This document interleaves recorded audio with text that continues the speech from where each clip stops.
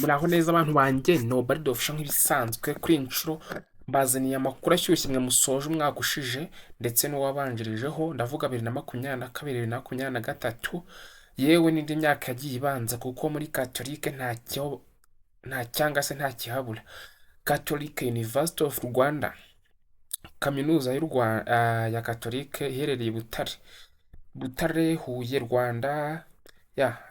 Sini nimero bagiye bashyiraho nkubwire ngo application yamaze kuba igifungura ku mugaragaro, yafunguye ku itariki 7. Gusa muri hangana itangazo nibwo ndibonye, gusa ndakeka ndi mu bari bonye bwa mbere. Uyu ngubu ngiye kwita mbagezaho ibisabwa, icyo ugomba gukora ka applying hano hantu, amahirwe abarimo n'ibindi byose bibamo, deadline nini ryari, ndetse n'igihe muzamenyeshwa kuko hariho n'igihe bagomba guhita babasubiriza. So niba bwa mbere ugeze kuri YouTube channel rero kwa Ubalde official, kora subscribe tujye tubana igihe cyose, ndetse n'izindi video za digital skills online services zose tujye tubana igihe cyose. Ubalde official, isoko ku ikoranabuhanga, internet za future. Kora subscribe tubana igihe cyose. Tuyihere ku itangazo nk'uko ribivuga ngo itangazo invitation to apply at Catholic University of Rwanda CHUL under Chancen Income Agreement Finance in July intake 2025.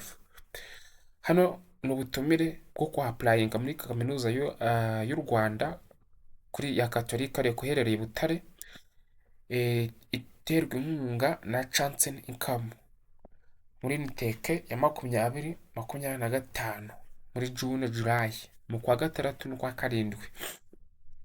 Muri hanganijwe ntirimeze neza, ariko mu minsi iri imbere ndabazanira nta makaraza arimo.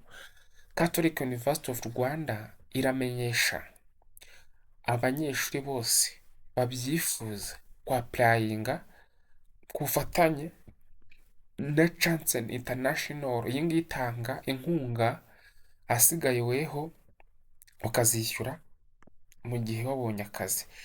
Agreement for the well motivated and competent Rwandan student who would like to pursue, abantu bifuza nyine kwa applyinga cyangwa se bifuza kuba bakiga izi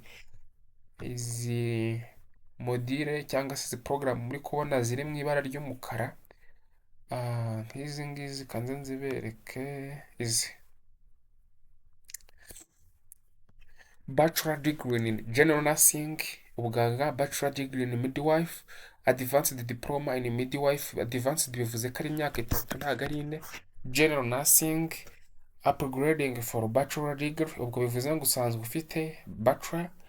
Upgrading for Bachelor degree in Human Nutrition, upgrading for Bachelor degree in Biomedical Laboratory Science. Ahangaha hose uremerewe. Ubwo wamaze gutekereza n'ibintu waba warize nabyo turabireba. Icyitonderwa hano, icyitonderwa tugisome tugarukirize hano. Ahangaha note that this financial model allows students to study now. Yemerera kwiga abanyeshuri ubu ngubu ikabishyurira and pay later when they have graduated and in an income. Bakazishyura igihe bazaba bagraduatinze banatangiye kwinjiza amafaranga automatically, urumva nyine igihe babonye akazi. All interested applicants are encouraged to fill the application form available on the link. Umuntu wese ubyifuza, umunyeshuri ubyifuza cyangwa se wumva ashaka kwa applyinga asabwe kuzuza application form iboneka kuri iyi link batanze hano.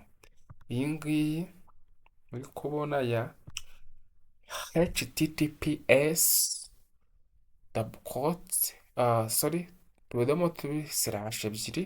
cur.ac.rw/studentsupport, bakanohereza and send scanned full application document in one file to the email. Kantu mukitondere, scanned full application document zose ugomba kuzihuriza muri file imwe. ubwo birumvikana ni pdf format, ukabyohereza kuri iyi email batanze hano ya iyi. Nari nyifunguye muri hangana, ukabyohereza kuri iyi email bashyize hano, iyi ngiyi. Barangije baravuga ngo nturenze tariki 16 z'ukwezi kwa karindwi 2025 saa 11 z'umugoroba utarabyohereza. Please kohereza, be aware that the following document will be required from you during the application process, and we strongly encourage you to submit all of them to maximize your chance of getting selected. Bivuze ngo hano kohereza document zose nk'ibisabwa, hano haba ari amahirwe yo kugufata, kandi gusaba mu ba mbere naho biguhesha amahirwe, kuko ibi ngibi abantu benshi twagiye dufasha, abagiye basaba bwa mbere rwose bagiye babigiriramo amahirwe, ugasanga umuntu akurusha amanota ariko dokima ziwe ntizuzuye akaba arasigaye. So tugiye kureba kuri dokima rero hano zisabwa, ari nazo tugomba kwitondera. General required document, izi dokima uko bazisabye rero buriya mujye muzishaka. Hano application ni ubuntu, nta mafaranga wishyura nk'uko muri UR cyangwa Rwanda Polytechnic biba bimeze. The notarized certificate of secondary school, birumvikana diplome yawe ugomba kujyana kwa noteri bakayisikana. Kabiri, ugomba kuba ufite byibuze inyuguti ya C cyangwa B cyangwa A, nyine byibuze C muri biology na chemistry ku muntu ugiye kwiga bachelor degree, cyangwa ukaba ufite byibuze D ku muntu ugiye kwiga advanced diploma, ubwo ni A1 imyaka 3, mugire A0 ari imyaka 4. Gatatu, having A1 in health related program, ukaba ufite A1 ubwo warize imyaka 3 muri ya porogaramu twabonye kwa upgrading. Aya ngaya bachelor degree in public health, bachelor degree in human nutrition ndetse na biomedical laboratory science. Civil status certificate of the applicant, ibyo murabizi no rucabana. Applicant should be below 35 years old, agomba kuba ari munsi y'imyaka 35 y'amavuko. Credit below report by dialing *707 urwego.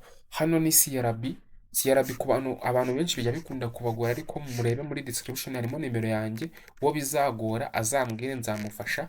Iyo urebye nabi hari igihe bahita baguca amafaranga 3,350, sorry. Niyo mpamvu uba ugomba kwitondera. CRB ni icyangombwa kigaragaza ko nta banki n'imwe ubereyemo umwenda, kuko ugiye guhabwa indi nguzanyo. Photocopy of national ID of the applicant, both sides. Hano ugomba kugaragaza photocopy irangamuntu yawe impande zombi. All pre-selected candidate will be informed for the next step